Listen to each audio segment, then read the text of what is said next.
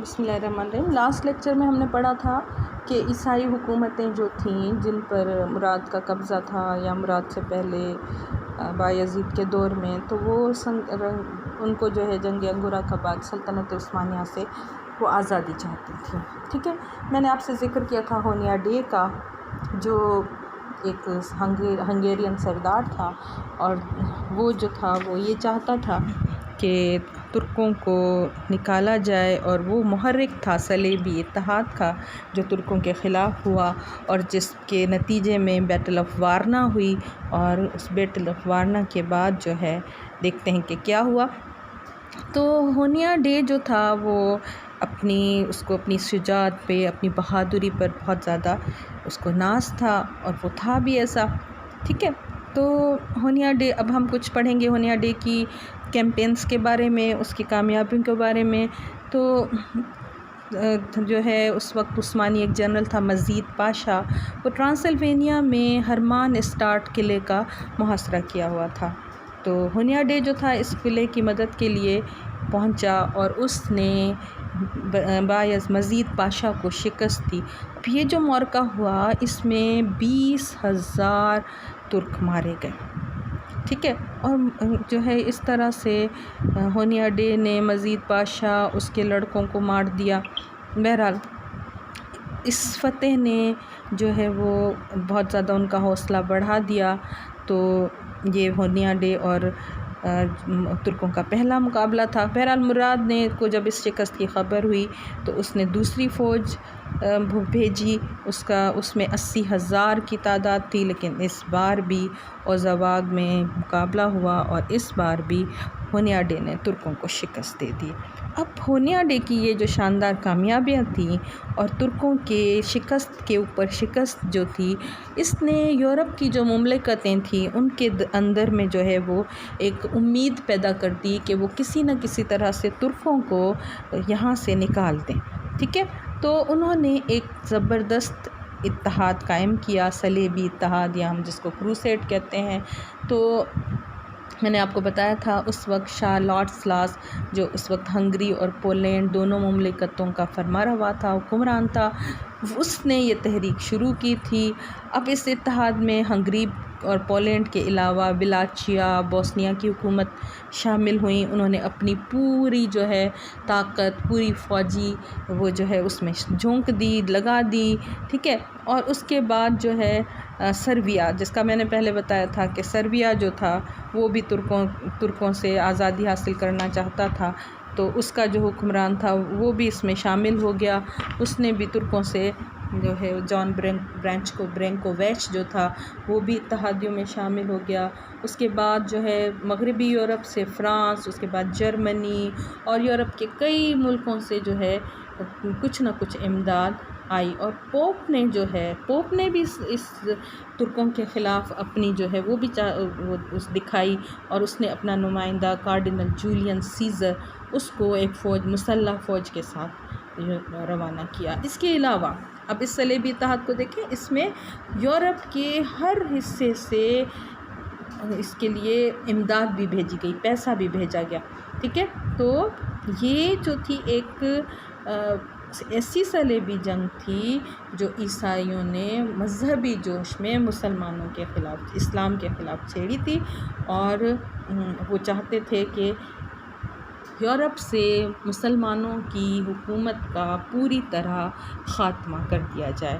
اب اس میں جو ہے جمہوریہ وینس بھی شامل ہوا، جنیوا بھی شامل ہوا۔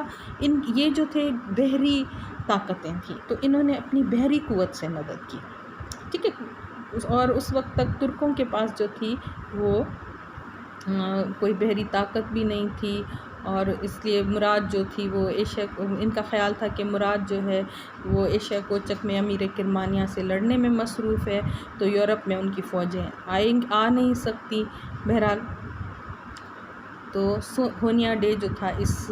مسیحی لشکر کا جو تھا وہ سردار تھا۔ ٹھیک ہے، اب ترکوں کو دیکھیں ان کا کیا حال تھا۔ ترک مراد جو تھا وہ کرمانیہ میں بغاوت کو کچلنے میں مصروف تھا۔ ٹھیک ہے، بہرحال 1443 میں جو ہے عیسائیوں نے دریائے ڈینوب پار کیا، اور نیش جو ہے وہ اصل میں تو یہ اس کا شہر تھا، سربیا کا شہر تھا جو کہ ترکوں کے قبضے میں تھا، وہاں عثمانیوں کو شکست دی، اور اس کے بعد صوفیہ، اور اس کے بعد اس کو فتح کیا، ٹھیک ہے، اور اس کے بعد جو ہے وہ انہوں نے فلپوپولس پر حملہ کرنا چاہا، ٹھیک ہے۔ بہرحال ترکوں کا ان کا مقابلہ ہوتا رہا، عیسائیوں کے لیے جو ہے ترکوں کو ہر بار شکست ہوئی، اور جو ہے اس طرح سے عیسائیوں کی جو ہے وہ ہمتیں بڑھتی رہیں، کیونکہ انہیں ہر جگہ فتوحات حاصل ہو رہی تھیں۔ بہرحال مراد جو تھا اس نے ایشیا کوچک میں تھا مراد، جو اور حالت یہ تھی کہ شکست پہ ترکوں کو شکست آ رہی تھی۔ بہرحال ہونیا ڈے جو تھا اس وجہ سے ہونیا ڈے اپنی فتح پر بہت زیادہ مغرور ہوا، ٹھیک ہے۔ تو ہونیا ڈے نے جو ہے وہ ترکوں سے آگے جنگ کرنے کی بجائے، کیونکہ یہ عیسائیوں کی اتحاد کا مقصد ہی یہ تھا کہ اسلام کا خاتمہ کر دیا جائے، وہ جو تھا واپس ہو گیا ان فتوحات کے بعد اور بودا چلا گیا۔ مراد نے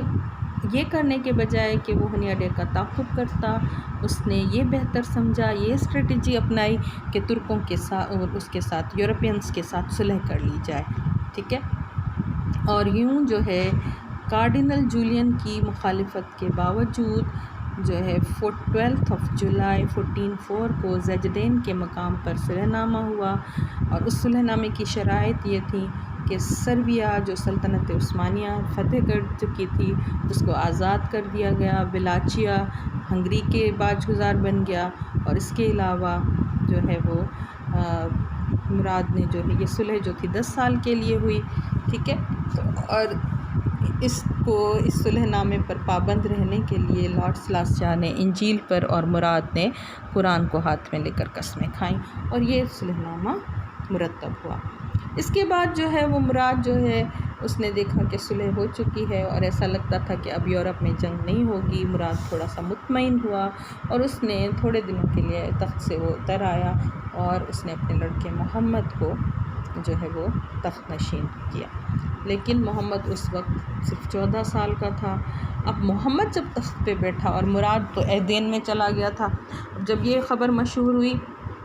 تو عیسائیوں کے دلوں میں ترکوں کو یورپ سے نکالنے کا ایک بار پھر جو ہے انہوں نے